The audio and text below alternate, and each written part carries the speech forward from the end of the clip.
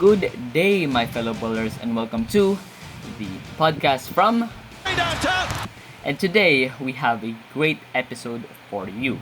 It's our first episode, and today we're going to talk about current basketball topics such as, we're a little bit late, but we're still gonna talk about it. The Gilas Basketball Sea Games, Kai Soto's draft stock. We'll also have our segment called the corner, where the viewers will be giving me questions about basketball, and I'll give my insights. So for now, it'll be my friends going to be asking the questions, and of course we'll talk about the NBA playoffs or just these upcoming finals. So let's tip this off by the Gilas Sea Games. So like I said earlier, we are a little bit late. So the men's placed second despite basically dominating the whole tournament, falling short to Indonesia. I'm sorry, excuse me, 85 to 81. The Indonesians were well prepared, and they take gold, going 6-0, a perfect 6-0, while Gilas goes home with just a silver with a 5-1 record. So it is a little bit disappointing for our country because our team had really high expectations to get the gold this year. Also, the players had really big confidence for themselves. They claim that they are the Team USA of Southeast Asia, which, of course, since I'm a Filipino, I agree. But they just fell short. So, so going on to the women's reached gold despite losing to Malaysia in the final game. They also dominated the whole tournament, just like the men's. So very happy for the women's team for reaching gold. So still on our homegrowns, Kai Soto is getting interest from NBA teams. So currently the best ranking for his draft is 49th. It is, for me, I think it is realistic for him to be like in a second round, or I think the most realistic is basically undrafted. But I think he'll get his shot in the summer league, or he'll get offers from the G League. But so far, he is working out with NBA teams like the New York Knicks, the Orlando Magic, and I hope other teams will find interest in Kai. So good luck to Kai, and I hope his career goes well. So let us now go to our segment for the very first time, the corner. So my friends wanted me to talk about the GOAT debate, but I think that discussion is always being talked about. So I'm gonna go a little bit different. So I'm gonna talk about the best player currently in the world. So I can't really say there is just one best player in the league, basically in the world, because the NBA is the premier league of basketball. So I'm gonna give a top five. So I'm gonna go with Nikola Jokic, Joel Embiid, Giannis, Stephen Curry, and Luka Doncic. Those are my top five best players in the world, basically. So I'm gonna go in depth on why I think that. First, Nikola Jokic, he is the two-time MVP back-to-back. That is basically all I need to say. Joel Embiid,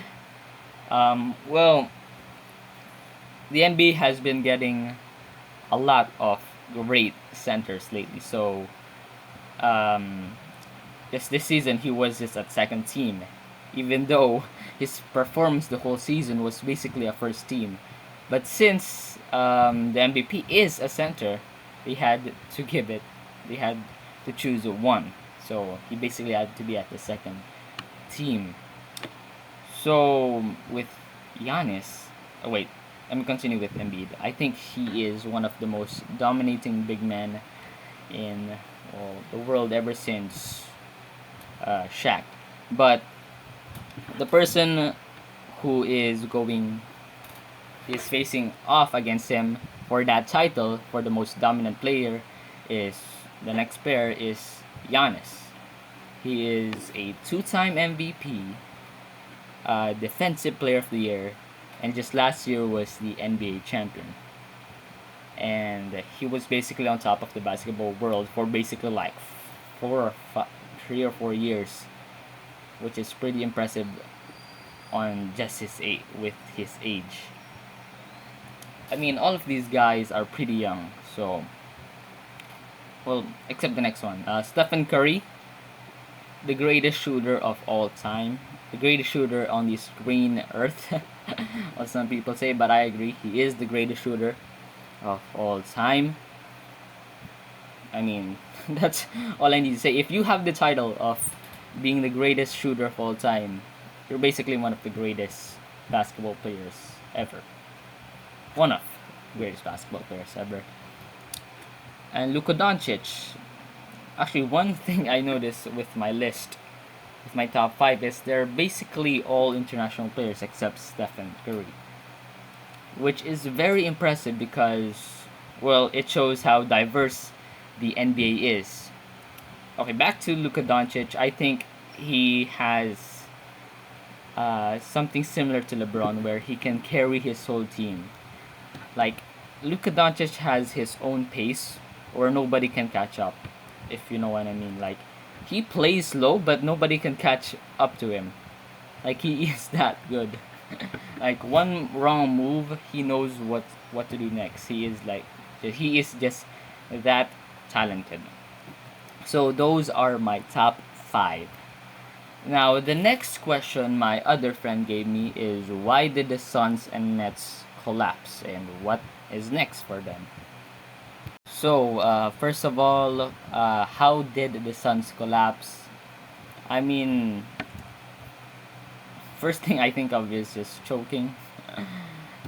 They were basically the best team in the league for the whole year, and they basically collapsed in the most important game of the season. Um, so most people basically blame this on like Chris Paul because he has choked before with different teams. This is his fifth 0-2 lead blown.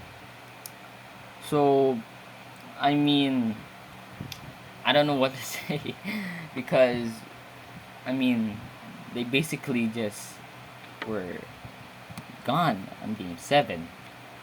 What's next for them? I mean, of course, Chris Paul's age. He is getting up there in age, and Father Time never loses. With Devin Booker, I know that he will improve more. With DeAndre Ayton, his contract, they didn't give him the extension last summer, so they gotta decide on what to do with him. And just the other players, the role players, like nobody showed up on that game 7. So I don't know how they'll look back on this.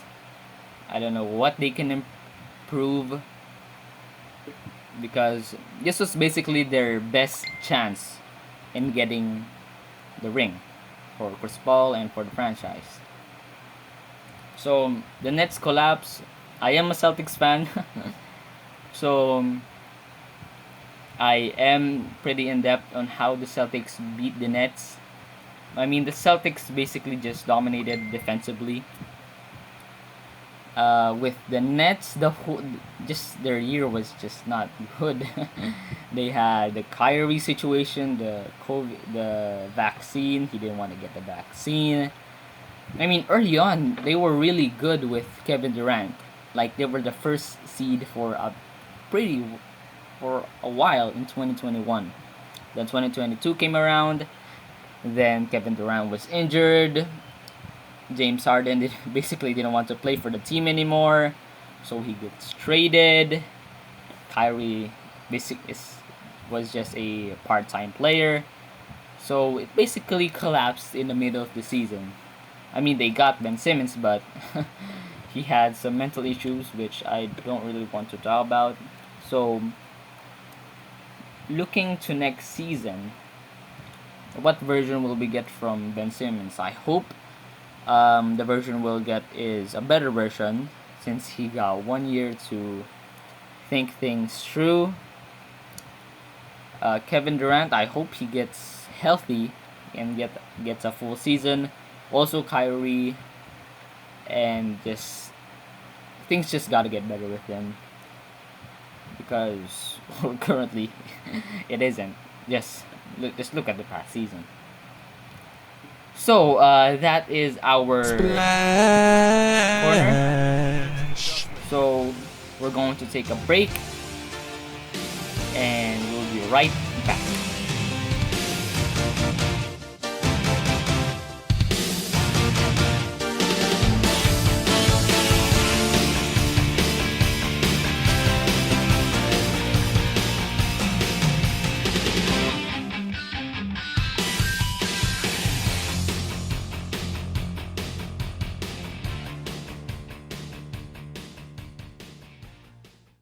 Okay, we are back, and we're going to talk about our last topic, which is the NBA playoffs and this upcoming finals.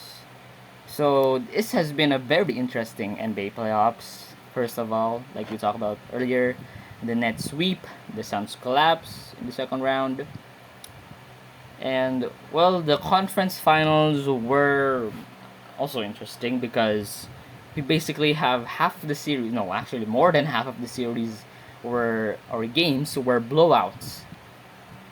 So NBA fans were drained for most of the games, but it was worth it for at least game 7 of the game 6 of the Boston and uh, Heat series.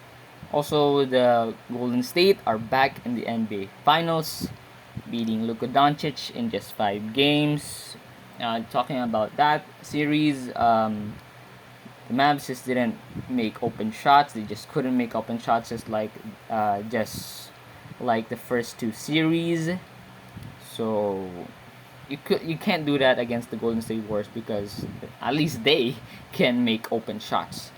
So they gotta find better personnel, probably like um, 3 and D big man, like a rim protecting and capable shooter big man, stretch 5 or something like that. But still, congratulations to the Golden State Warriors on making their 6th finals in 8 years. They basically just missed the last 2 finals because of injuries from Klay Thompson and first year from Stephen Curry and Draymond.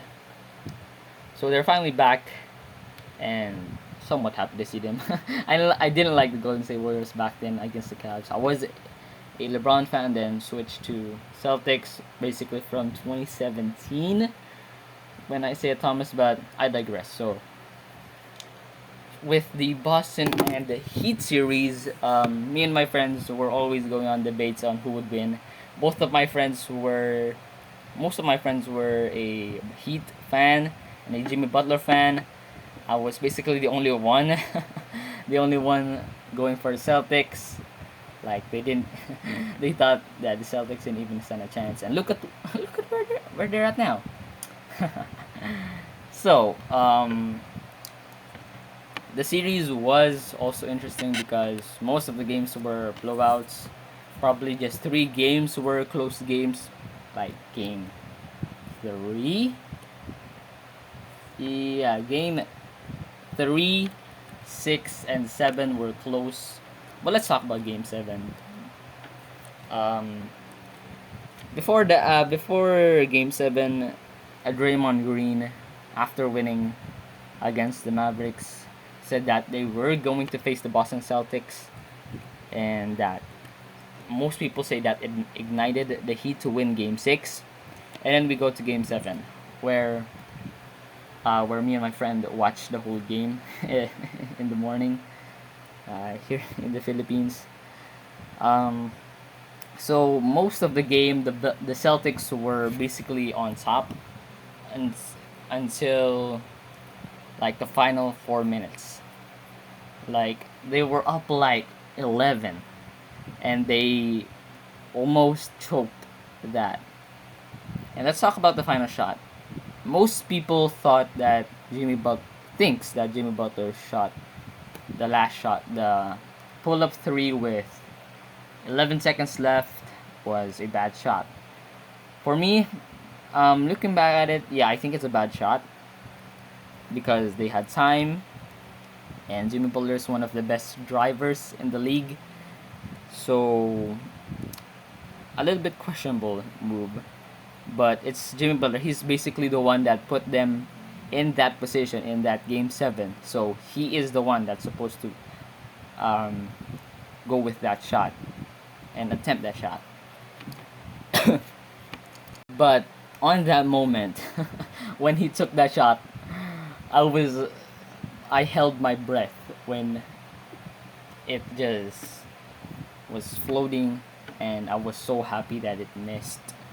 I was so happy that it missed, and also with the Marcus Smart free throws, clutch, and they're heading into their 22nd NBA Finals, looking to make their 18th championship. And actually, I really like this matchup because it's the 75th season of the NBA, two of basically the oldest teams in the league. And I really like the storylines. You got finally healthy Golden State Warriors, a comeback from the Boston Celtics with the start of the 2021-2022 season. They were basically really below average team. Then they found it together in the second half, and basically went on a crazy stretch defensively, led by defensive player of the year. I mean, not he wasn't the only one that led the team. Um, Everyone basically stepped up defensively, so it was historically a great defensive team for that stretch. So what do so my prediction for the finals? I am a Boston Celtics fan, but realistically, I think the Warriors are gonna win. I want the Celtics to win, but I think the Warriors are going to win. Um, in my heart, I got Celtics in 6, but I won't be surprised if the Warriors win the championship. I will be surprised if any of both teams will sweep the other team, because I mean, just from the first round, it was already surprising that the Nets were swept. So, well, that's basically it. And that's the dagger. I hope you all enjoyed this episode of the podcast from. See y'all next episode. Bye.